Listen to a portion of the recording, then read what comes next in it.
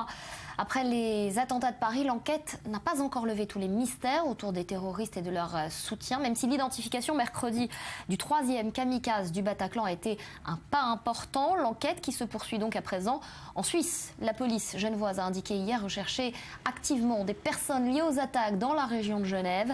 La Suisse a donc élevé le niveau d'alerte terroriste dans la ville. La crainte est celle d'un attentat, peut-être contre l'ONU. Mathias Inbar, bonjour. 6 membres présumés de l'EI qui sont en ce moment recherchés. Oui, la drôle de journée, c'est peut-être comme cela qu'il faudrait titrer la journée qu'a vécue la ville suisse. En effet, le niveau d'alerte relevé, 300 bâtiments publics surveillés au peigne fin, et vous en parliez, le siège notamment des droits de l'homme des Nations Unies. Alors, les principaux responsables de la communauté juive ont également été prévenus des alertes et des menaces qui pèsent sur les bâtiments institutionnels et communautaires de la ville de Genève, et des menaces qui pèseraient donc sur la ville par ces éléments djihadistes.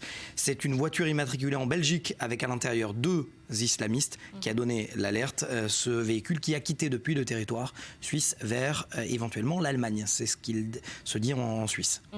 On continue. Oui, alors pourquoi ce véhicule aurait donné l'alerte?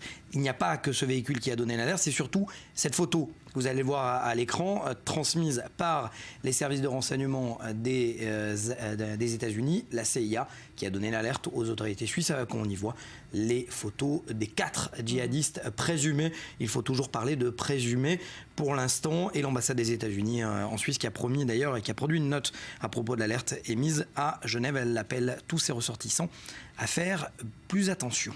Est-ce qu'on se dirige, Mathias, vers un contrôle plus accru des frontières? Pour l'instant, non. En tout cas, c'est ce que la Suisse et la France disent à tue-tête. Les autorités helvétiques assurent que le renforcement des contrôles, pour l'instant, n'aura aucune influence sur le trafic des automobilistes. En attendant, eh bien, celui qui passe cette frontière constate qu'il y a 230 gendarmes de plus aux frontières. Il y a même des unités canines, on le voit sur ces écrans, et opérations également en Belgique qui se seraient soldées sans réussite. On est en plein dans les scénarios des meilleurs esprits des séries d'espionnage, de Strike Back l'anglaise à Homeland, la franco-israélienne américaine.